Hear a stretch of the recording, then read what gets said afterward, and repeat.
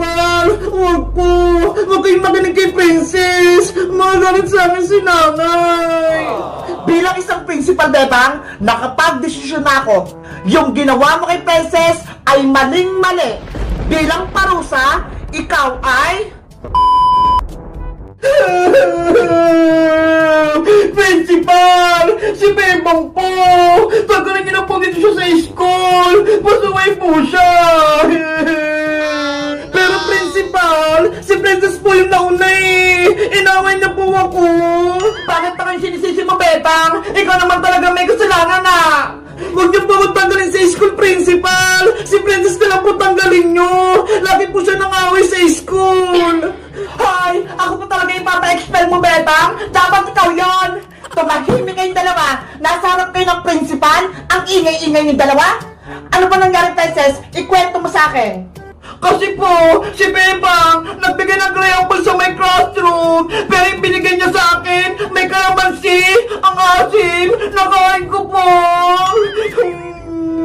Deserve mo naman yan, Princess eh. May kasalanan ka sa akin nakalaang araw. Tinapo mo yung binibenta ko itlog-itlog, kaya naghiganti lang ako.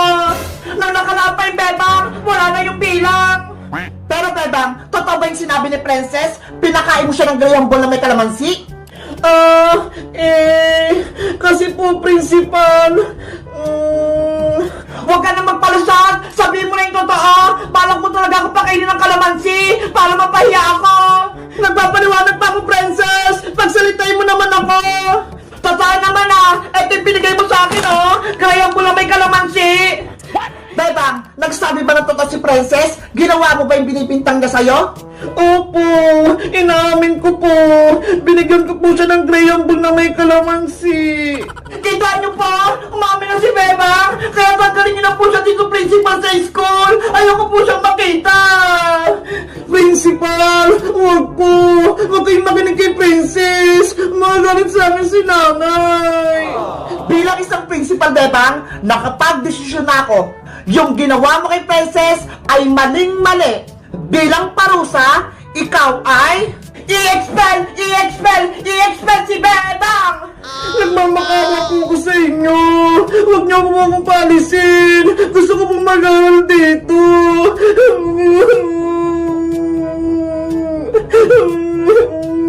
Huwag ka na magdrama, Bebang! May expel ka na! Hindi na tayo magiging classmate! Ako na lang po kakain sa ginawa kong crayonball na may kalamansi. Huwag na lang po akong paalisin. Princess, akin na yan. Ito, kainin mo lahat.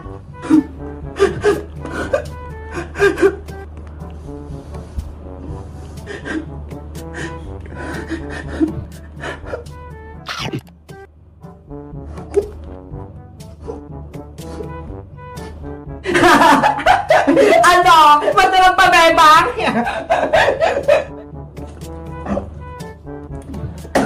Oh no! Ang asim! May kalamansi nga! Bebang, stop! Huwag mo na ituloy kainin yan! Nakita ko naman sa'yo, nagsisisi ka na sa ginawa mo kay Princess. Bibigyan na lang kita ng malit na punishment. Talaga po, Principal! Bilang parusa, maglilinis ka sa school natin ng 1 linggo. Ano, payag ka ba? Opo, Principal! Hindi ako papayag, Principal! Dapat tanggalin si Bebang dito sa school! Hindi siya nararapat dito! Pero Princess, ako magdedesisyon, hindi ikaw. Hindi pa ba sapat sa'yo? Mabibigyan natin ng punishment si Bebang? Ano ba yan? Hindi na-expel si Bebang!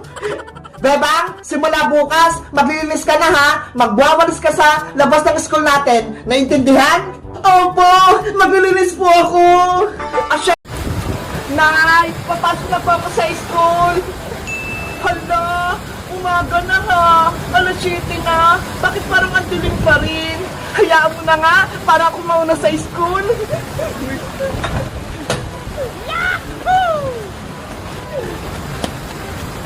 Nasaan na kaya si Princess? Bakit wala pa rin sila? Hay nako, panigurado, hindi na naman yung nagising ng maaga. Mauna na nga lang ako.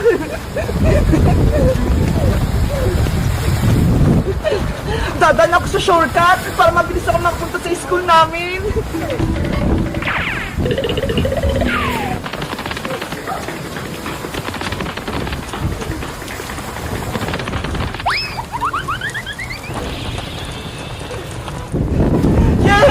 Nandito na ako sa taas! Konting lakad na lang! Malapit na ako sa school! Guys, alam nyo ba, may kwento ako sa inyo. Si Princess, di ba pinagsulat ni teacher sa Noisy? Tapos, hindi niya sinunod yung pangalan niya. Kaya ayun, sinumbong namin siya kay teacher. Tapos, ang nangyari, ang dami niyang points, 100. Kaya ayun, nagtatampo sa amin si Princess. Kayo guys, sino nagdilista ng Noisy sa inyo? Sa susunod, hindi na si Princess yung magdilista kasi madaya siya eh. Guys, malapit na ako sa gate ng school namin. Ayun na lang oh. Tara, tumakbo tayo.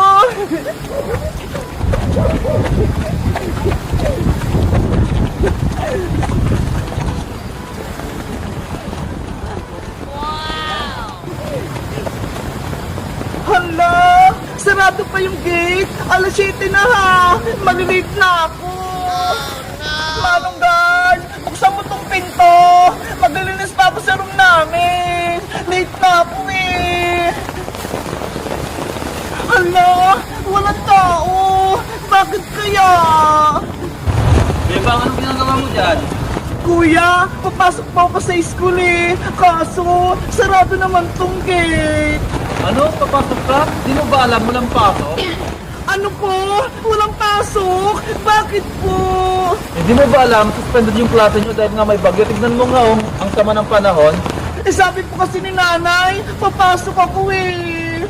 Naku, umuwi ka na Bebang, delikado. Lumalakas pa yung hangin. Oo nga po eh. Ang lakas-lakas na. Bilisan mo, baka lipadin ka pa ng hangin. Sige po, aalis na po ako.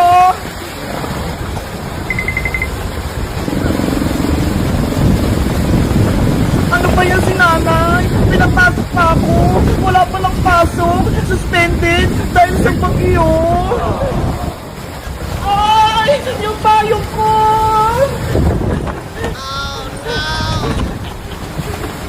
Ang lakas ng hangin! Yung payong ko! Ilipat! Guys! Uuwi na ako! Dahil malakas yung hangin! Ayun na yung tindahan! Hingi ako ng chichirya para kay Reynang Princess! Huli ka! Ah! May tao! Hoy, Diwata! Huwag kang maingay! Nililoko lang kita! Bebang! Tulong! Si Rafaela yun na! Baka napahamak siya! Kailangan ko siyang tulungan! Ops! Diyan ka lang, Bebang. Huwag kang aalis. Reyna Princess! Nasa panganib si Rafaela! Baka kunin siya ng mga tao! Kaya tutulungan ko siya! Hindi pwede. Dapat nga mawalain si Rafaela eh. Para walang agos sa magic wand ko. Ang sama-sama mo, Princess! Gaman ka sa kapangyarihan! Ipagpatuloy mo yung pagbabaypay, Bebang. Kung ayaw mong maging palaka.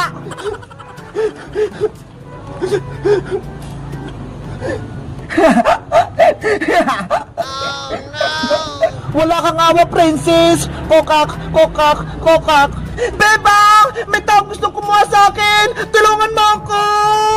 Nye, hindi kita kunin oh! Mabait ako! Tsaka, kilala mo ba si Bebang? Bakit tinawag mo yung pangalan niya? Kaibigan ko si Bebang! Isa siyang tao! Ako din! Isa akong tao! Pwede mo akong maging kaibigan, Diwata! Hindi ka ba masama? Hindi ka ba nangunguha ng Diwata? Hindi ah! Bakit ko naman gagawin yon sa isang magandang Diwata na katulad mo? Ako pala si Rafaela Diwata mula sa karayaan ng mga nuno sa punso. Ako naman si Boyong, ang pinakagwapo sa buong barangay namin. Kinagagalak kitang makilala, Boyong. Ganon din ako magandang Diwata. Boyong, pwede mo ba akong tulungan? Bakit? Anong kailangan mo, Rafaela? Kasi, nasa panganib si Bebang tsaka si Iska. Ginawa silang alipin ni Reyna Princess.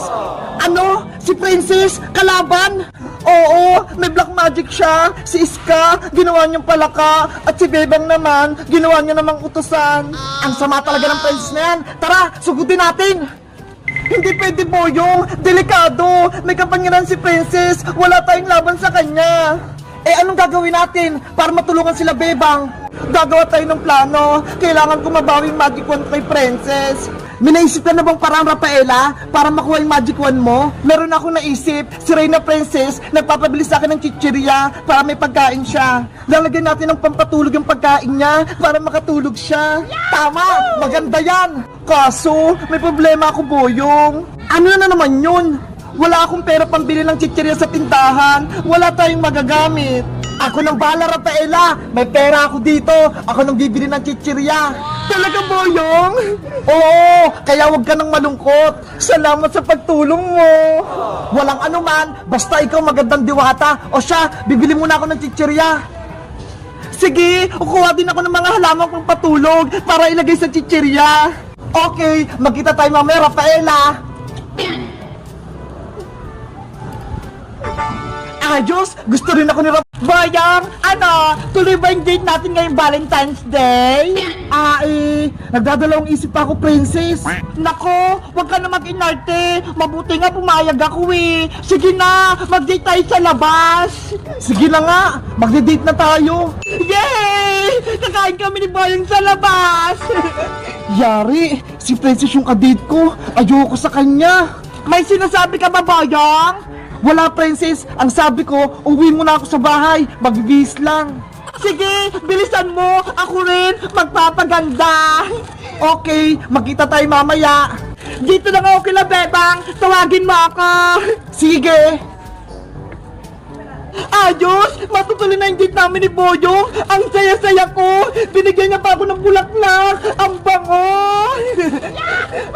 Bebang! Bebang! Ano yun, princess? Tignan mo ha! Binigyan ako ni Boyong ng bulaklak! Tinanggap mo yan? Galing kay Boyong?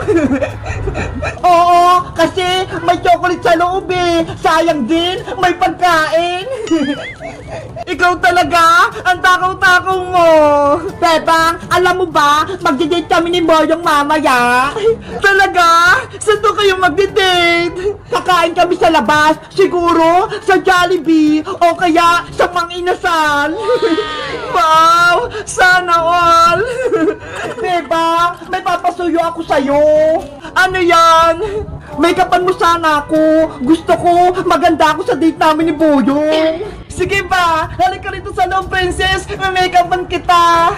Yay! Thank you, Bebang. Pasok ka na. Bukas yung gate namin. Okay.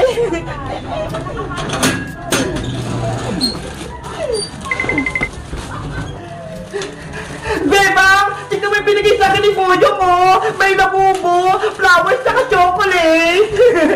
Nakita ko na yan, princess! Ibibigay sana sa akin yan ni Boyong, kaso hindi ko tinanggap! Bakit naman? Ang ganda-ganda kaya!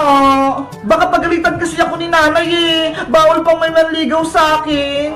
Sa bagay! Eh ikaw, bakit mo tinanggap yung bulaklak? Gusto ko kasi itong chocolate eh! Favorite ko! Kaya tinanggap ko itong binigay ni Boyong! Ay naku, princess! Yari ka! Kapag nalaman na aning tere, magagalitan ka talaga! Huwag mo nang sabihin kay nanay, Bebang! Bawal kaya magsinungaling! Wait lang, princess ha! Kukunin ko yung makeup ko sa may kwarto para mapaganda kita! Sige! Kakainin ko na itong chocolate! 1 hour later.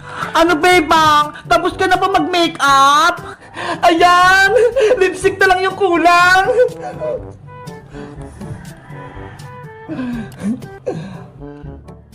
Oh, no! Wow! Sobrang ganda mo, princess! Bagay sa yung makeup! Talaga, Bebang? Oh, ikaw yung pinakamagandang babae sa buong mundo! Matutuwa si Boyong kapag nakita niya ako!